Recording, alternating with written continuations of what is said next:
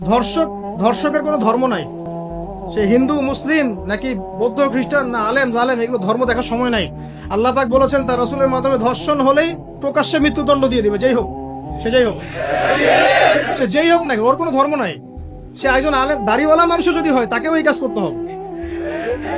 এখন এমন একটা সময় চলছে, বাচ্চারাও এগুলো থেকে নিরাপদ না। 5 বছরের মেয়ে, 7 বছরের মেয়ে, কয়দিন আগে দেখলাম যে 2 বছরের মেয়ে, নাউজুবিল্লাহ, তার সাথেও নাকি এরকম ঘটনা ঘটেছে, এবং উত্তরবঙ্গেরই ঘটনা এগুলা। তো এটা কিভাবে হলো, আসলে কিভাবে হয়েছে আমি আপনাকে বলছি। দেখেন, আমি আপনাকে মূল জায়গাটাতে বলছি। এই যে মানসিক বিকৃতি, অসুস্থতাটা হয়েছে অনলি পর্নোগ্রাফির কারণে। Only pornography. যখন পর্নোগ্রাফি দেখতে দেখতে সবাই বাসায় এগুলো ইন্টারনেটে, আপনার ফোনে সবাই যখন দেখতে অভ্যস্ত হয়ে গেছে, তখন ইন্টারনালি আমরা সবাই পশু হয়ে গেছে। এখন সামনে যেই থাকে, একটা ছোট বাচ্চা থাক, ছোট মেয়ে থাকে, 5 বছরের মেয়েকে দেখলাম রেপ করে ফেলছে। 5 বছরের মেয়ে, 5 বছরের মেয়ে রেপ হয়েছে কোথায় বলতে চাচ্ছি না, কারণ এগুলো বললে তো নিজেদের দোষ প্রকাশ করা হয়। কিন্তু মানুষ ধর্ষকের কোনো ধর্ম নাই। সে হিন্দু মুসলিম নাকি বৌদ্ধ খ্রিস্টান না আলেম জালেম, এগুলো ধর্ম দেখার সময় নাই। আল্লাহ পাক বলেছেন তার রাসূলের মাধ্যমে ধর্ষণ হলেই প্রকাশ্যে মৃত্যুদণ্ড দিয়ে দিবে, যেই হোক সে যেই হোক নাকি, ওর কোনো ধর্ম নাই। সে একজন আলেম দাড়িওয়ালা মানুষও যদি হয় তাকেও এই কাজ করতে হবে। তো চোরের কোনো ধর্ম আছে? ডাকাতের কোনো ধর্ম আছে?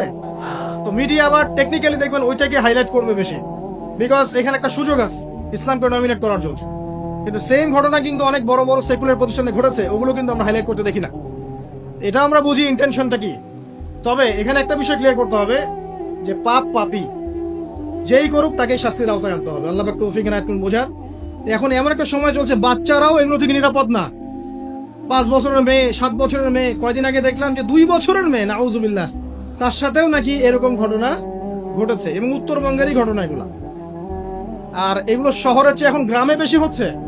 কারণ কি জানেন, গ্রামে তো আগে মানুষ এই উন্মুক্ত পোশাক আশাক দেখতো না খুব বেশি। এখন যখন পর্ন চলে আসছে হাতে, বাসায় সব এগুলো দেখছে, তখন গ্রামে দেখবেন ধর্ষণ বাড়ছে না? এটা নিয়ে আমি আলাদা লেকচার দিয়েছি যে কতগুলো ধর্ষণ হয়েছে এই পর্যন্ত। এই বছরই লাস্ট এই বছরই দেখবেন রিপোর্টেড 1337টা রেপের ঘটনা ঘটেছে এই বাংলাদেশে। অ্যালার্মিং বিষয়। আর আমেরিকাতে প্রতি 6 জনে একজন রেপ হয়, আর রেপের রাজধানী হচ্ছে সাউথ আফ্রিকা, ওখানে প্রতি 3 জনে একজন রেপ হয়। তো এগুলা কিভাবে হচ্ছে? Only because of pornography. এটা যদি এখনো বন্ধ করতে না পারা যায়, আগামী ভবিষ্যৎ খুব খারাপ হবে।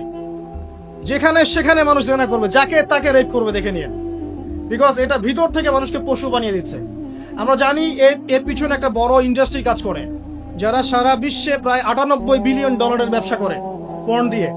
শুধু আমেরিকায় ব্যবসা করে $12 বিলিয়ন, সারা বিশ্বে $12 বিলিয়ন বোঝেন? $1 বিলিয়ন কত কোটি বোঝেন? $100 কোটি। বিশাল একটা ইন্ডাস্ট্রি আছে, এর পিছনে টাকা কাজ করে, টাকা, অনলি টাকা। আর এখানে যা দেখানো হয় সবই ফেক, এগুলো কোনোটাই সত্য না। এটা শুধু একটা অভিনয়, আর কিচ্ছু না। তো এটা দিয়ে পুরো স্পেশালি মুসলিম যুবকদের ভিতরে এমন একটা পশুত্ব ঢুকে দেওয়া হয়েছে যে জেনা, ধর্ষণ, বেহায়াপনা এগুলো বাড়তেই আছে দিন দিন। এটা না কমানো গেলে এবং আইনের সুশাসন নিশ্চিত করা না গেলে ধর্ষণ কমবে না, জেনা কমবে না, ইফটিজিংও কমবে না, মেয়েদের অধিকার আর আদায় করা সম্ভব হবে না। এটা আমার মত। বাকিটা আপনারা ভেবে দেখেন। আপনারা অনেক বিজ্ঞ মানুষ আছেন, ভেবে দেখেন কি করলে এগুলো কমবে। যদি না ভাবি, আল্লাহ পাক কি করবেন জানেন? একটা হাদিস বলি কেন।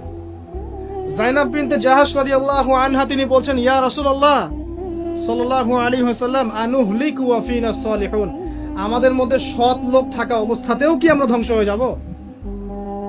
আমাদের মধ্যে সৎ যে অনেক ব্যক্তি আছে, তারা থাকলেও কি আমরা ধ্বংস হয়ে যাব? নবীজি বলছেন, নাম, হ্যাঁ, তোমরা ধ্বংস হবে।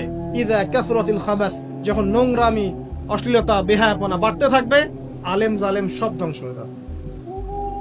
তা আমরা আমাদের সাথেই কথাগুলো বলবো, কারণ আমরা যদি এগুলোকে প্রতিহত করতে না পারি, তাহলে আমাদের বাড়িতেও এই ফিতনা ঢুকে আসবে না? আসবে।